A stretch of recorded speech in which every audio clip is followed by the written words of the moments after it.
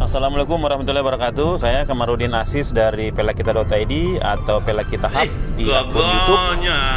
Saat ini sedang berada di Sentra Wirajaya Makassar. Ini unit layanan dari Kementerian Sosial yang berkaitan dengan fasilitasi atau layanan untuk rehabilitasi sosial, ya. Dan saya bertemu dengan Asrul Sani, sosok yang aktif mempromosikan tempat yang luar biasa ini. Pojok baca digital maksudnya itu ada internet atau apa gitu ya? Ada, iya. Oh, oke. Dari bantuan dari Ubi dan Ubi Jalar ada. Ubi Jalar. Ubi Jalar. Oh iya, Ubi Jalar mau, iya. Pisang goreng lah. Goreng, oke. Ini adik kakak atau siapa nih? Keponakan. Ini bagaimana bisa menggoreng sebaik ini? Ada pelatihan khusus atau memang punya keahlian dari awal? Kita yang menggoreng. Oh, oke. Saya Desember di sini. Menikahnya di mana? Gorontalo. Terus suami orang Makassar. Ibu Senap. Ini siapa? Ponakan. Di sini tinggal dengan siapa? Dengan suami? Ya? Iya, sama suami. Oh, siapa nama suami? Ahmad Mustafa. Ahmad. Oke, assalamualaikum warahmatullahi wabarakatuh. Selamat pagi dari Sentra Wirajaya Di Makassar. di Kota Makassar. Tempat ini sudah lama saya idam-idamkan untuk dikunjungi demi bertemu salah satu alumni Unhas yang saya kagumi karena daya kritisnya. Beliau, teman-teman, ini saya sedang bersama Kakak Asrul Sani. Saya biasa memanggilnya Acul. Teman yang saya kenal relatif baru sebenarnya. Setelah saya browsing, saya cari informasi, rupanya sejarah pengalaman beliau sebagai aktivis Unhas dan juga ASN sangat mengagumkan. Karena itu pula saya datang ke Acul setelah lama berjanji mau datang. Selamat datang. Anda. Ya, jadi kita alumni sospol visip Ekonomi saya. ekonomi angkatan Angkatan 97. angkatan 97. Oke, 97. Saya sudah keluar dari ilmu kau. Oke, teman-teman sekalian, mungkin ada yang bertanya, apa yang istimewa dan apa yang menjadi alasan mengapa saya antusias sekali untuk datang ke sini. Di video tadi yang saya share, ada beberapa contoh yang menggambarkan bahwa tempat ini merupakan lokasi yang menjadi wahana edukasi bagi banyak orang, publik, terutama bagi yang punya interest untuk misalnya memberdayakan kita sebut saja mereka yang perlu penguatan layanan rehabilitasi, ya. Ya, jadi kita to the point saja, kita akan menanyakan ke Acul di sini sebagai apa, dan ini Sentra Wirajaya ini sebenarnya tujuannya apa ini, Acul? Baik, Kanda, terima kasih atas kunjungannya ke tempat kami. Mudah-mudahan kehadiran Kak Denun ini Denun, ya. Iya, Ya. bisa memberi inspirasi, motivasi bagi teman-teman di Sentra Wirajaya untuk lebih meningkatkan tugas pokok dan fungsinya dalam pemberian layanan rehabilitasi sosial. Pemberian layanan rehabilitasi sosial. Volume sedikit, Iya. biar ini. Ya. Nah, tempat ini sebenarnya yang kita lagi bincang-bincang ini jadi sentra kreasi atensi namanya. Sentra Kreasi Atensi. Sentra kreasi atensi ini salah satu tugas yang diberikan kepada Sentra Wirajaya Sentra Wirajaya. di Makassar. Sentra Wirajaya itu salah satu unit pelaksana teknis Oke. dari Kementerian Sosial Republik Indonesia. Oke. Dan dia bertanggung jawab di bawah naungan Direktorat Jenderal Rehabilitasi Sosial. Oke.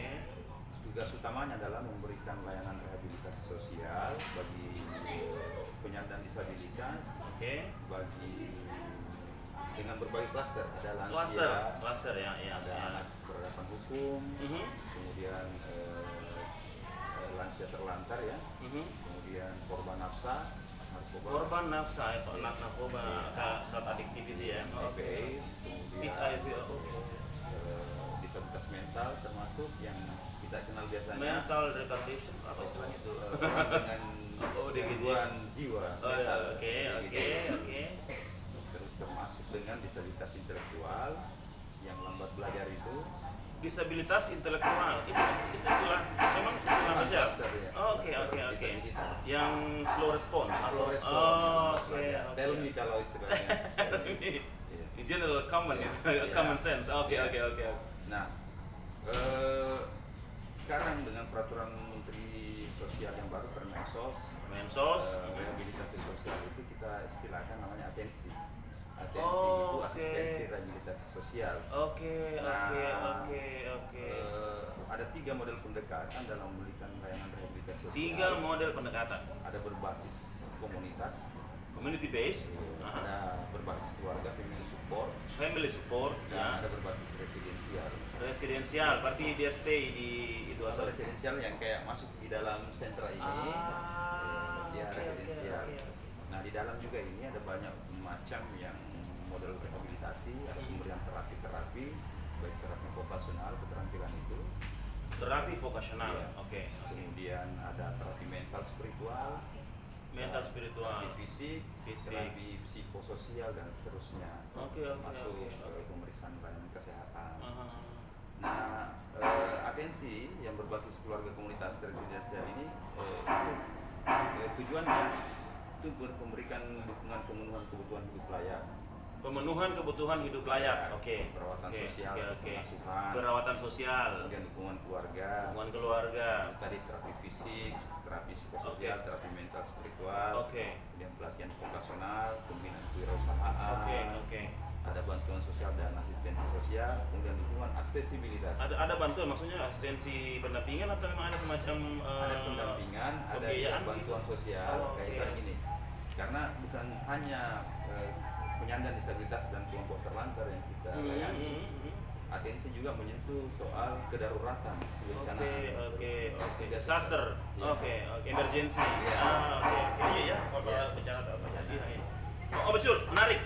Itu teman-teman sekalian, banyak hal yang sudah disampaikan tadi. Saya langsung kepikiran bagaimana bisa dengan organisasi seperti ini menyiapkan personil, orang-orang yang mendampingi, orang-orang yang memberikan perawatan, orang-orang yang memberikan fasilitasi, termasuk memonitor.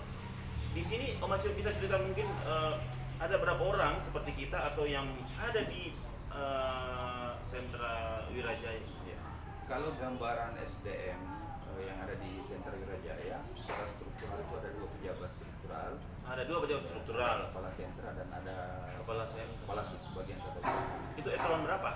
Kalau kepala sentra eselon 3, Eselon 3, oke. eselon TU, selebihnya itu jabatan fungsional. Fungsional. Kalau dirimu? Saya JFU, jabatan fungsional umum. Jabatan Fungsional Umum, JFU. Kemudian Oke. ditugasi juga untuk mengkoordinir Pokja Kehumasan. Pokja Kehumasan. Di sini ada? Ada. Oh, oke. Om Acu, tahan dulu. Yang saya ingin, ya ini kan perlu juga ke teman-teman karena pasti mereka bertanya. Om Acul ini kan dikenal sebagai pernah lama di Bulukumba dan sebagai alumni Unhas. Saya harus kemukakan ini karena konten kita ini ingin menunjukkan bagaimana alumni Unhas menjadi bagian dalam atau pada organisasi-organisasi strategis. Saya kira strategis karena memang ini kalau lihat areanya dan perannya, fungsinya itu luar biasa. Itu bagaimana ceritanya seorang alumni ekonomi Unhas yang dulu pernah kerja di Bantaeng, kemudian Bulukumba tiba-tiba menjadi the man behind the media, the man behind promotion untuk Wirajaya ini. Jadi memang kadang Ya. tidak semua orang menjalani hidupnya sesuai dengan apa yang dia prediksikan. Ya. Ada beberapa hal yang unpredictable. Unpredictable, oke. Seperti saya ini tidak pernah membayangkan ada di Iya. Kementerian Sosial. Iya. Apalagi kalau disiplin ilmu saya anak ekonomi. Ekonomi. Iya, mestinya Jurusan? saya jurusan studi pembangunan. Cocok nih kalau ada Ada 2 yang semestinya kalau secara basic keilmuan saya di Bapeda ataupun saya kalau di kementerian ya di biro perencanaan. Iya. Tapi kalau di Pemda ya 2 di Bapeda atau di dinas keuangan. Karena ekonomi dan pembangunan ya. Nah, awal saya CPNS itu kan di Dinas Keuangan, kemudian lanjut pindah ke Diskominfo. Diskominfo disuruh kelola dua media, radio pemerintah, Suara Pantai Lopi itu, kemudian kelola buletin juga. Buletin Pantai Lopi. Nah, buletin ini juga menjadi salah satu syarat kemarin di program P2TPD. Program apa namanya yang bantuan Bank Dunia itu. Salah satunya ada buletin yang di dalamnya memuat soal konten reformasi pengadaan barang jasa. Oke. Nah, itu dia. Jadi setelah itu masuk ke pernah di kantor camat lama, pernah di Humas lama lagi. Iya, itu yang saya ingat karena kalau saya browsing namanya beliau Humas. Pernah kan di kantor camat juga? Pernah. Sebagai apa? Sekretaris camat atau kecamatan? Kepala seksi. PMD. Oke, teman-teman sekalian, itu latar belakang karirnya Om Acul, dan saya kira kalau melihat membaca tadi itu di kecamatan, kemudian di mengurusi media dan latar belakangnya sebagai alumni jurusan studi pembangunan, saya pikir ya istilahnya itu semua bisa ya. Semua bisa di ini. Tapi yang menarik adalah kalau menurut saya bagaimana daya tahannya beliau ini ketika misalnya dari Bulukumba kemudian pindah ke organisasi yang sangat struktural kan ya. Ini kan struktural ya, Kementerian Sosial. Macul, saya ingat ini waktu saya di SMA 1 ini kan rawa-rawa ya. Ini tempat orang berjualan bambu atau apa, saya masih di depan ya. Nah, di belakang ini rawa-rawa kan. Nah, ini dibangun sejak kapan, Macul? Kalau dari sejarahnya ini kan soal balai rehabilitasi. Dulu kan ini berapa kali berganti nama. Pernah namanya Panti Cacat. Terus pernah Panti Sosial Bina Daksa, Wirajaya. Pernah Balai Rehabilitasi Sosial Penyandang Disabilitas Fisik. Kemudian pernah menjadi Balai Disabilitas. Terakhir dengan nomenklatur baru lagi dia menjadi Sentra Wirajaya. Sentra Wirajaya ini penggabungan 2 UPT. Penggabungan 2 UPT, unit pelaksana teknis. Satu yang di Petarani ini, SPDF dulu namanya, digabung dengan BRS MPK di Todokuli, ya di Untia sana itu. Iya. Oh, di sana ada lagi berarti? Digabung jadi satu menjadi Sentra Wirajaya, tetap 2 kantor. Oke. Ini yang menarik, Om Acul. Ini dari sisi tadi belum disebutkan tentang personil. Ada berapa orang atas nama ya sebut saja staff atau tim di sini, ada berapa orang? Banyak kan. Jadi macam-macam di sini. Ada dari jabatan fungsional itu ada yang pekerja sosial intinya ini. Ada pekerja sosial. Ada penyuluh sosial. Ada kemudian analis permasalahan sosial. Kemudian ada instruktur. Inilah yang di vokasional. Trainer. Di sini ada vokasionalnya, ada delapan, ada mebel, ada otomotif, ada percetakan, desain grafis, ada elektronik, ada penjahitan. Ada semua yang berkaitan dengan ini upaya-upaya kewirausahaan. Iya, yang ada ada 8 di sini. 8. Nah, ada banyak alumni sekarang yang sudah mandiri, yang pernah menjadi ex-PMPM namanya, kalau penerima manfaat. Penerima manfaat, Kalau di luar itu dulu ada istilah PMKS. Penyandang masalah kesejahteraan sosial. Yang kalau dia dirujuk masuk menjadi PM-nya kita, penerima manfaat. Dan sekarang kan istilah PMKS berubah lagi menjadi PPKS. Pemerlu pelayanan kesejahteraan sosial. Karena kalau penyandang diperhalus gitu ya. Tidak diskriminatif. Iya, memang tahu. Baru lahir dianggap Iya tahu. Tadi dari PMS tadi apa? PMKS menjadi PPKS. Termasuk bagaimana sampai di penamaan Wirajaya kan ya. Wirajaya itu sebenarnya hakikatnya apa ini? Lebih pada fungsi tadi itu, yang rehabilitasi sosial. Dulu dia rumah sakit cacat sih sebenarnya. 40.000 jiwa. Di sini? Iya, di sini Makassar. Jadi tentara dulu banyak sini dengan kesehatan, dokter-dokter. Oke. Macul, ini dari sisi depan tadi saya lihat ada banyak produksi-produksi ya, seperti berproduksi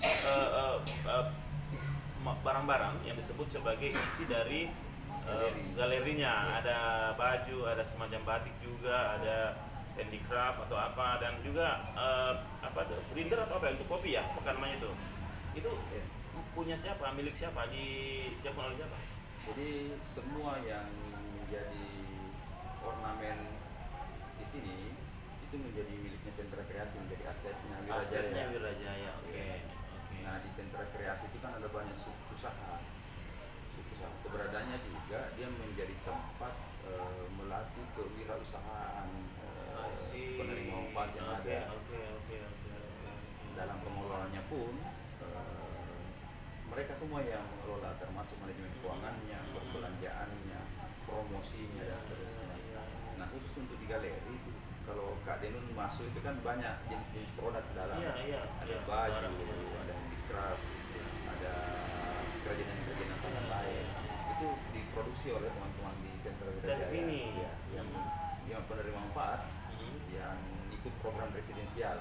Oke, yang tadi kan ada 3 ya, ada residensial, ada keluarga. Termasuk dengan produk-produk kemitraan kita di organisasi penyandang disabilitas di masyarakat. Iya. Menarik. Saya kira poinnya dapat bahwa tempat ini menjadi wahana edukasi. Dia bisa menjadi wahana untuk memasarkan produknya dari mereka yang memang ada di sini, residensial. Dan kan kita tidak mungkin merasa bahwa semua yang berhadapan dengan masalah sosial sudah ada di sini, pasti ada di luar sana, kabupaten kota macam-macam masih banyak. Nah ini yang Om Acu lihat cerita kira-kira yang paling menarik dari spesifik dari sini itu apa, usaha apa yang bisa, karena ini ada dan saya bahkan teman sekalian ada saya lihat bioflok atau hidroponik ini juga ada kolam ya. Ini mungkin bisa diceritakan Om Acu kira-kira yang bisa disebut sebagai success story dari sini, yang bisa disebut sebagai inspirasi bagi yang menghadapi situasi begini di daerah atau mungkin mau membangun komunikasi ke sini cari. Ya, jadi saya perlu jelaskan dulu karena sekaligus menjadi bahan sosialisasi bahwa layanan rehabilitasi sosial itu bukan ansi tanggung jawab Mensos sendiri. Jadi di Undang-Undang 23 tentang pemerintahan daerah itu ada pembagian tugas yang jelas. Misalnya untuk rehabilitasi sosial dasar berbasis panti, itu tanggung jawab pemerintah provinsi. Rehabilitasi sosial dasar berbasis di luar panti itu tanggung jawab pemerintah kabupaten kota. Nah, kami yang di Kemensos bukan berarti kami tidak intervensi. Kami intervensi berdasarkan rujukan dari pemerintah kabupaten kota yang memerlukan rehabilitasi sosial lanjut. Gitu. Nah kalau termasuk juga meskipun tidak ada, kalau itu namanya respon kasus itu cepat kita tangani. Misalnya soal banyak kasus di Makassar ini yang lagi viral soal ruda paksa.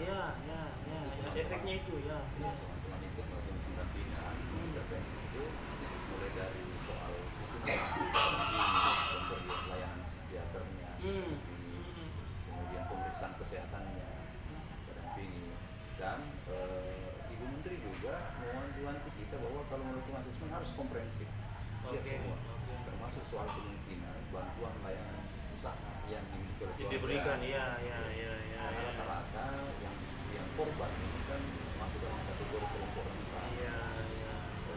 Secara ekonomi kita kategorikan menengah ke bawah. Mirdaya Tentu bisa saja dari hasil asesmen itu ada potensi keluarga yang menyantuni atau keluarga sendiri itu bisa mengembangkan usaha dengan melihat lingkungan sekitar. Dia bisa memberi fasilitasi untuk si A, si B, si ini yang bermasalah, yang sedang ada persoalan, kemudian kita bisa melibatkan keluarganya yang bisa menjadi kontributor ekonomi atau keberdayaan.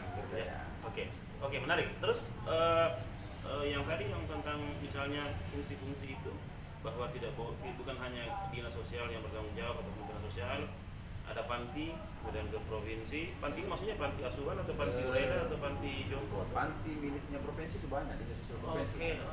Ada misalnya Mati Rodece yang untuk sosialan itu. Yang di samping Polda itu. Kemudian ada panti Jomponya di Parepare. Jompo di Parepare. Banyak pantinya di sosial provinsi. Jadi kalau yang kabupaten kota bisa juga? Dia berbasis di luar panti. Rekomendasi ke sini bisa? Bisa. Setelah ada hasil asesmen dari dinas sosial, pendamping dari dinas sosial, di asesmen. Nah, kami juga di sini ada wilayah kerja. Ada wilayah kerja, zona atau apa? Zona, ya. Kalau di Sulawesi Selatan, Sentra Wirajaya itu wilayah kerjanya Makassar, kemudian Luhur Raya, Makassar, Toraja Utara, dan Kabupaten Nrekang. itu Makassar. Sentra Wirajaya Makassar. Oh, berarti ada Kalau kan di sini ada banyak PT-nya Kemensos ini di Oh, Sulsel ini. alright.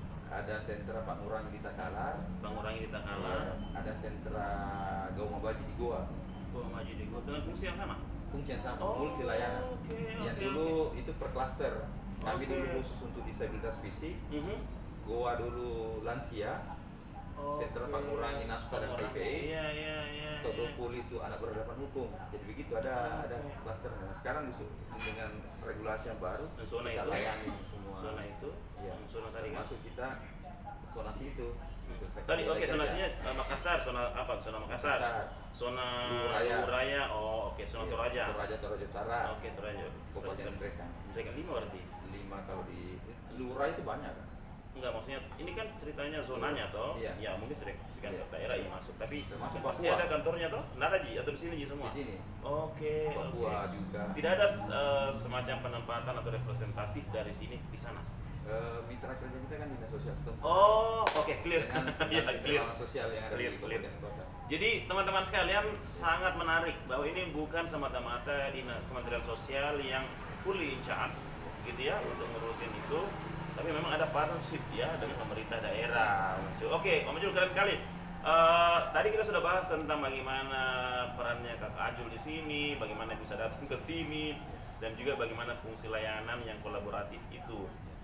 Saya pernah menulis berita tentang kreasi beberapa residensial di sini yang menurut saya sangat menginspirasi untuk kemudian bukan hanya untuk yang untuk menerima manfaat, tetapi juga yang memang masyarakat luas kan ya, tentang keekonomian, kesiapsiagaan bencana, misalnya bagaimana kita tidak lupa untuk juga care kalau tiba-tiba ada bencana dan ada yang mungkin kodongnya rentan kita tidak bisa cepat lari atau apa.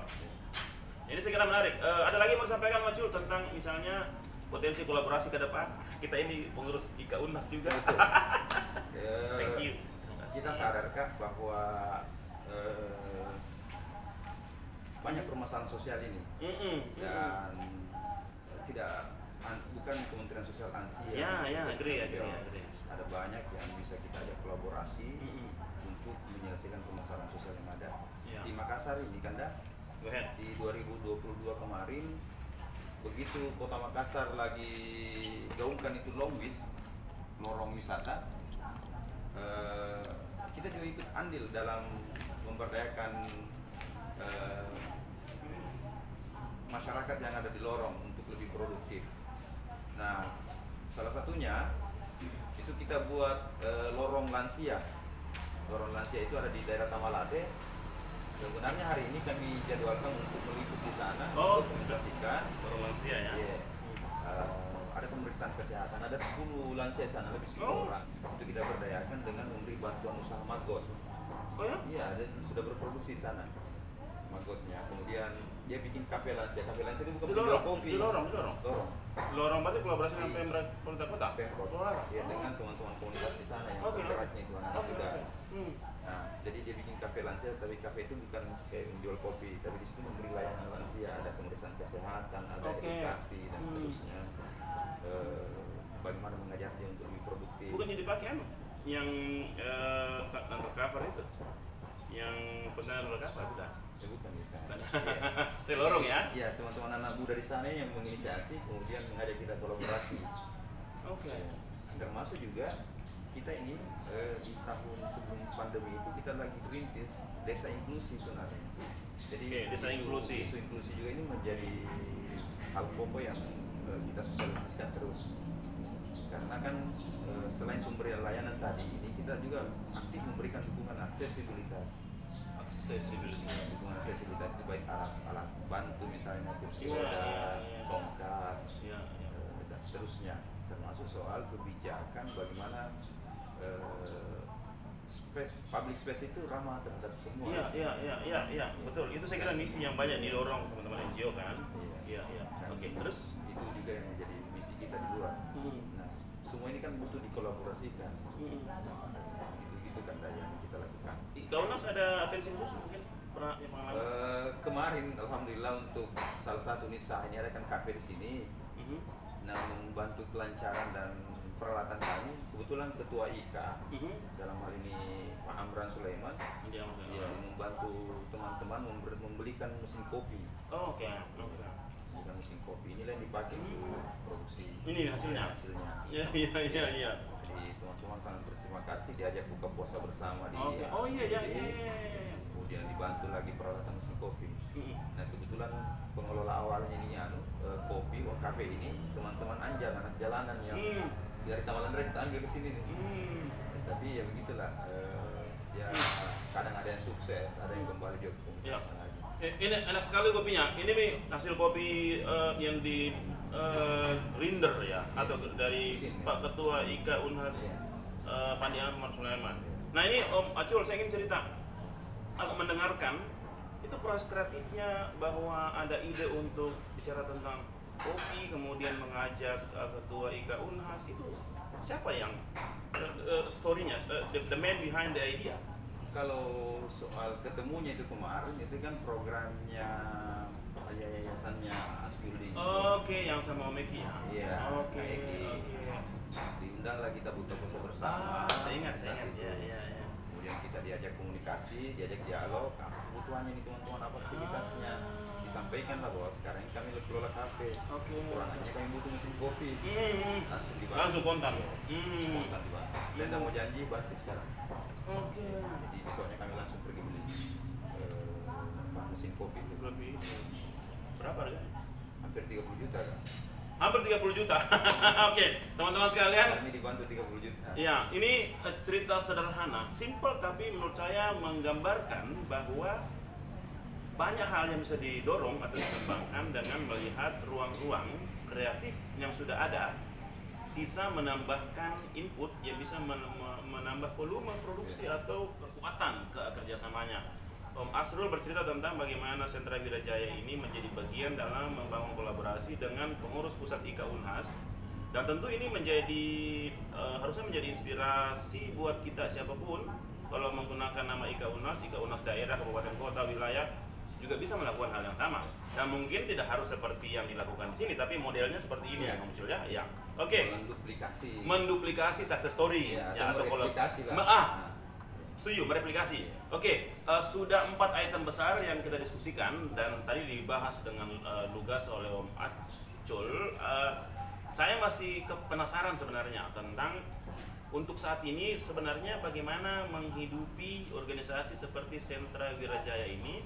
Karena kalau lihat ini misalnya nanti banyak yang datang, banyak yang mungkin butuh untuk kopi atau apa, dan dana APBN tidak cukup. Itu bagaimana Om Acul untuk menghidupi dirinya ini? Jadi gini Kak, ini kan sebenarnya usaha ini kan terbuka untuk umum. Open for public, oke. Jadi saya sangat berterima kasih Kak Denun datang dengan pelakitanya. Mudah-mudahan ini menjadi momen untuk membantu kami mempublikasi keberadaan Sentra Kreasi Atensi. Karena ini bukan untuk di sini, tapi ini sebenarnya untuk umum juga.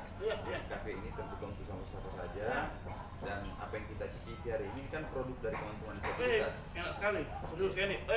Ode, kok menyesal tidak datang Ode? Tidak datang menikmati sajiannya. Ini suami istri nih Kak. Suami istri yang buat. Tadi istrinya yang goreng ini, suaminya lari kadang yang ngantar ke mana-mana. Oke. Dan itu bagian dari juga bagi manfaat. Oke. Ada lagi Om Acul yang mau disampaikan? Ini saya kira durasi kita sudah 30 menit. Ada yang mau disampaikan ke teman-teman? Kira-kira dalam waktu dekat ini apa yang kita bisa sinergikan atau ini? Kita rindu sebenarnya Kak, kepedulian kita terhadap teman-teman di kelompok rentan itu ada, dan itu tidak sekedar slogan. Apalagi menjelang pemilu ini, isu-isu tentang kelompok rentan jarang kita dapatkan. Toh kalau ada yang terpublikasi, dia hanya dijadikan gate voter. Jadi isu serius dalam bentuk dokumen perencanaan pembangunannya, peduli terhadap isu inklusi, peduli terhadap rehabilitasi bagi kelompok penyandang disabilitas maupun yang lain, itu jarang kita dapatkan. Jadi kita ingin menjadi isu crash program lah. Jadi crash program. Jadi bukan cuma stunting. Ini harus menjadi isu besar. Oke, ini harus menjadi atensi siapapun pengambil kebijakan, mau parlemen, legislatif, siapa yang mau maju itu harus memberikan atensi pada isu-isu seperti apalagi ini. Makassar ini juga sangat darurat, hampir bukan tidak mesti juga kita bilang darurat permasalahan sosial, tapi tinggi permasalahan sosial Makassar itu.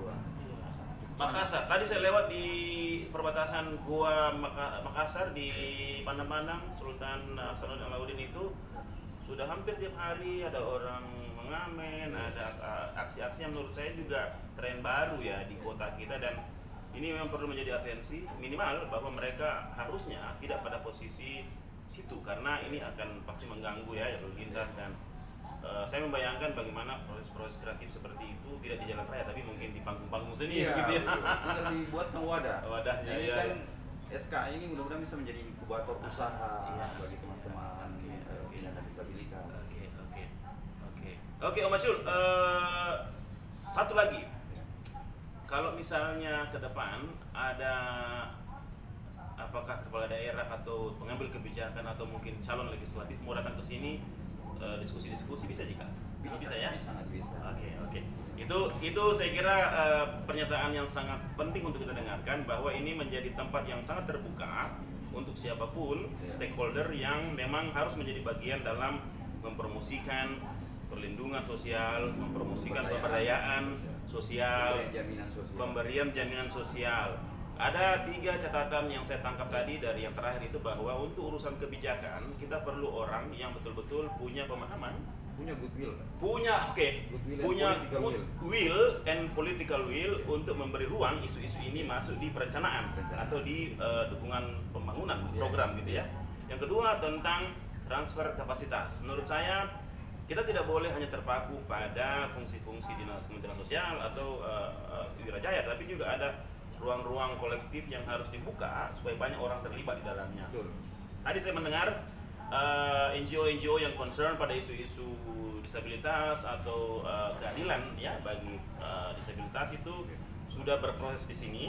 Kita ingin spektrumnya lebih luas sehingga butuh banyak pemain, Om Acul. Betul. Itu yang kita inginkan.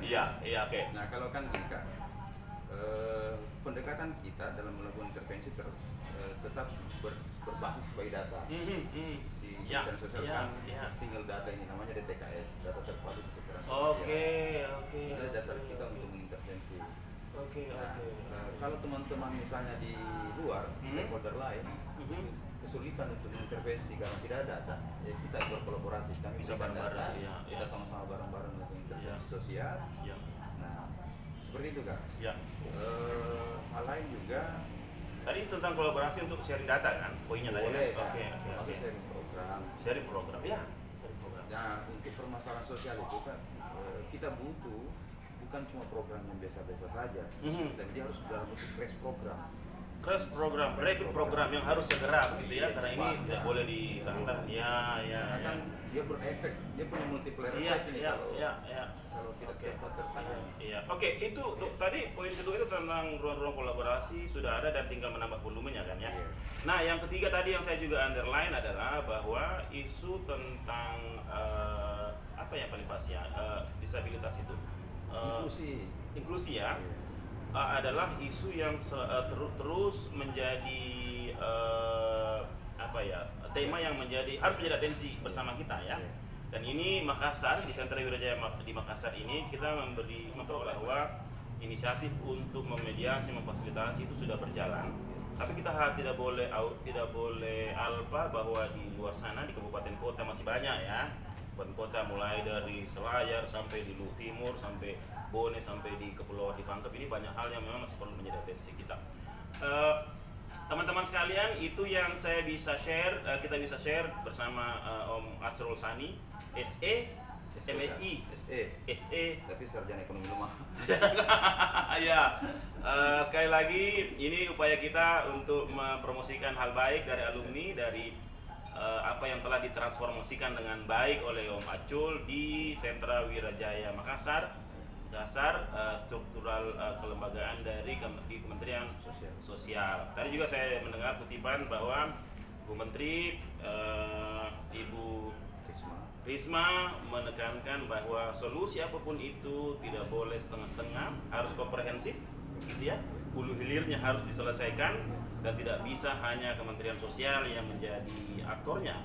Harus ada banyak keterlibatan aktor lain dalam skema kolaborasi atau inisiasi dan aksi-aksi ya untuk ke depannya. Sekira itu salam dari kawasan Kilo 4 Kota Makassar. Saya Kamarudin Aziz dan Om Asrul Sani dari Sentra Wiradjaya Makassar. Salam.